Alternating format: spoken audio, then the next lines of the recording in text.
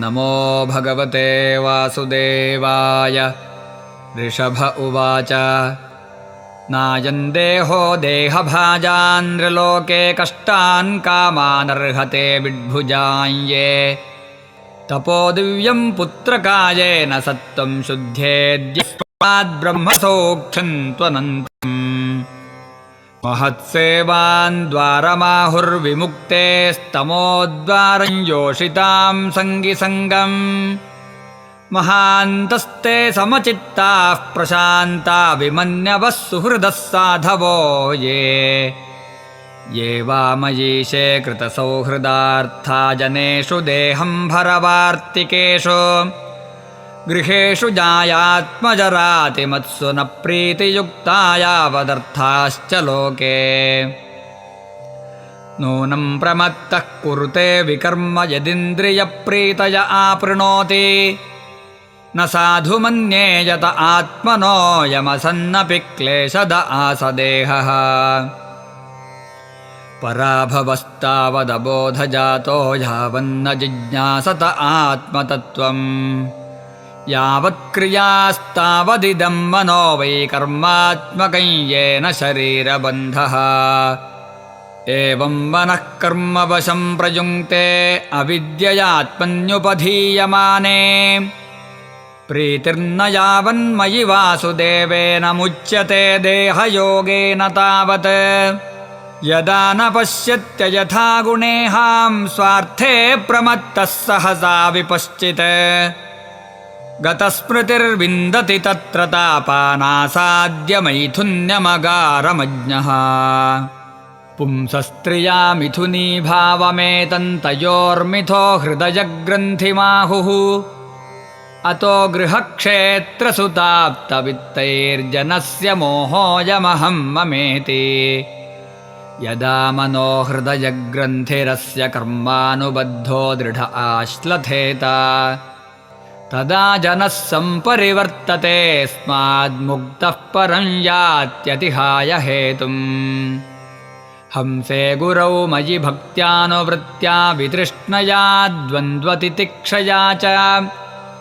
सर्वत्र जन्तोर्व्यसनावगत्या जिज्ञासया तपसेहानुवृत्त्या मत्कर्मभिर्मत्कथया च नित्यं मद्देवसङ्गाद्गुणकीर्तनान्मे निर्वैरसाम्योपशमेन पुत्रा जिहासया देहगेहात्मबुद्धेः अध्यात्मयोगेन विविक्तसेवया प्राणेन्द्रियात्माभिजयेन सध्र्यक् सच्छ्रद्धया ब्रह्मचर्येण शश्वतसम्प्रमादेन यमेन वाचा सर्वत्र मद्भावविचक्षणेन ज्ञानेन विज्ञानविराजितेन योगेन धृत्युद्यमसत्त्वयुक्तो लिङ्गं व्यपोहेत् कुशलोऽहमाख्यम् कर्माशयं हृदयग्रन्थिबन्धमविद्यया साधितमप्रमत्तः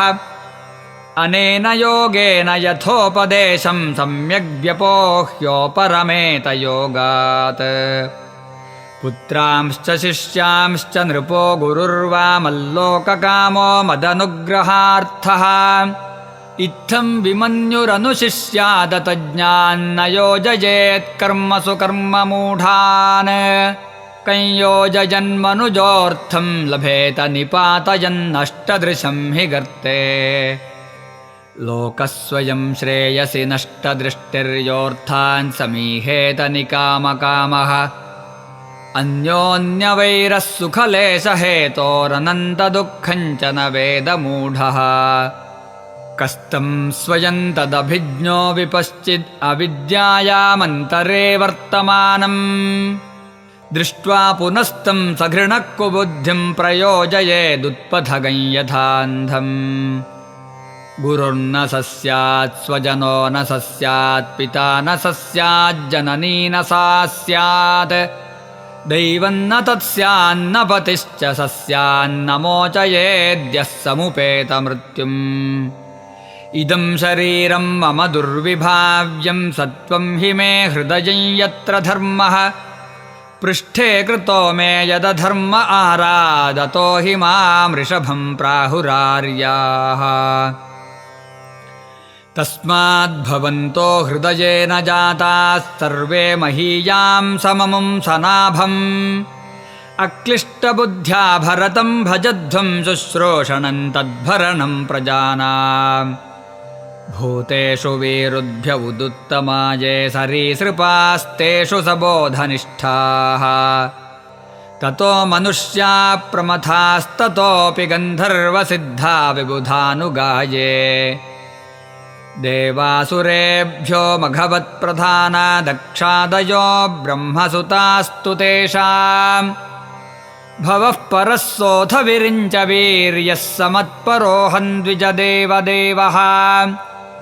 न ब्राह्मणैस्तुलये भूतमन्यत् पश्यामि विप्राः किमतः परन्तु यस्मिन्नृभिः प्रहुतं श्रद्धयाहमश्नामि कामन्न तथाग्निहोत्रे धृता तनोरुशती मे पुराणी येनेह सत्त्वं परमं पवित्रम्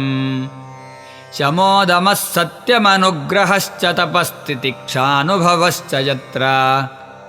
मत्तोऽप्यनन्तात् परतः परस्मात् स्वर्गापवर्गाधिपतेर्न किञ्चित् येषां किमु स्यादितरेण तेषामकिञ्चनानां मयि भक्तिभाजाम् सर्वाणि मध्यिष्ण्यतया भवद्भिश्चराणि भूतानि सुताध्रुवाणि सम्भावितव्यानि पदे पदे वो विविक्तदृग्भिस्तदुहार्हणं मे मनोवचो दृक्करणे हि तस्य साक्षात्कृतं मे परिबर्हणं हि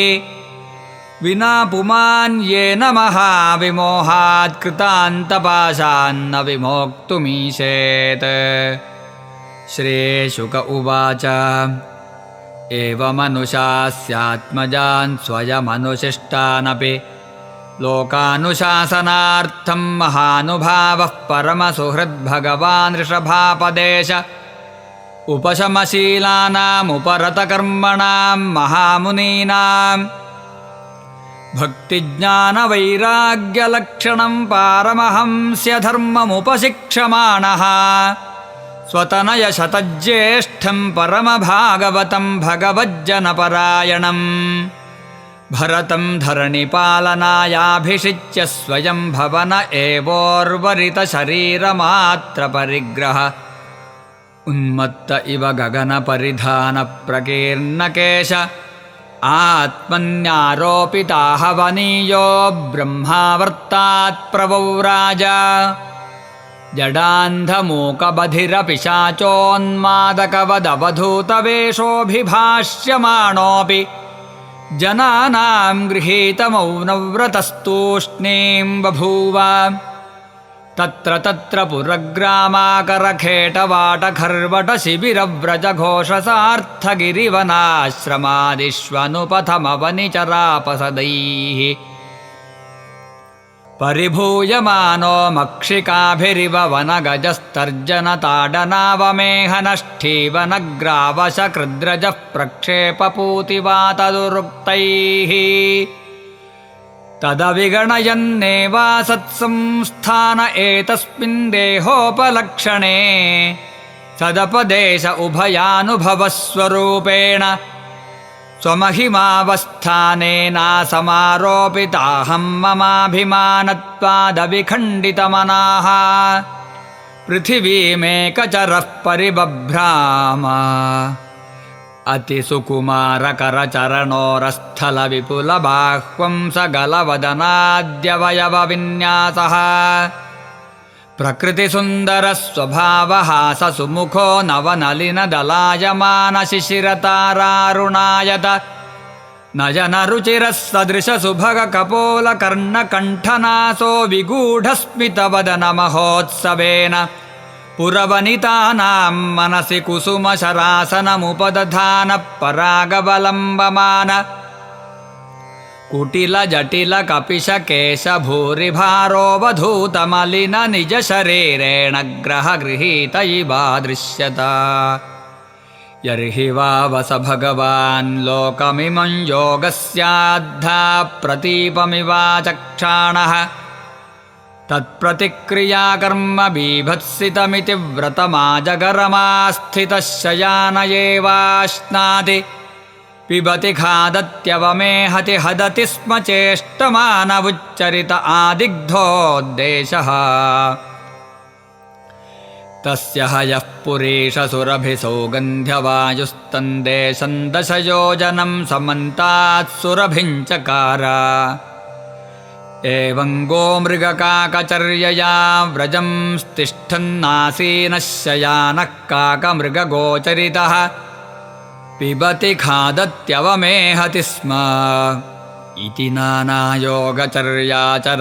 भगवान् कैवल्यपतिर्ऋषभः अविरतपरममहानन्दानुभव आत्मनि सर्वेषां भूतानामात्मभूते भगवति वासुदेव आत्मनो व्यवधानानन्तरोदरभावेन सिद्धसमस्तार्थपरिपूर्णो योगैश्वर्याणि वैहायसमनोजवान्तर्धानपरकायप्रवेशदूरग्रहणादीनि यदृच्छयोपगतानि नाञ्जसा नृपहृदयेनाभ्यनन्दत इति श्रीमद्भागवते महापुराणे पारमहंस्यां संहितायां पञ्चमस्कन्धे ऋषभदेवानुचरिते पञ्चमोऽध्यायः सर्वत्र गोविन्दनामसङ्कीर्तनं गोविन्द गोविन्द।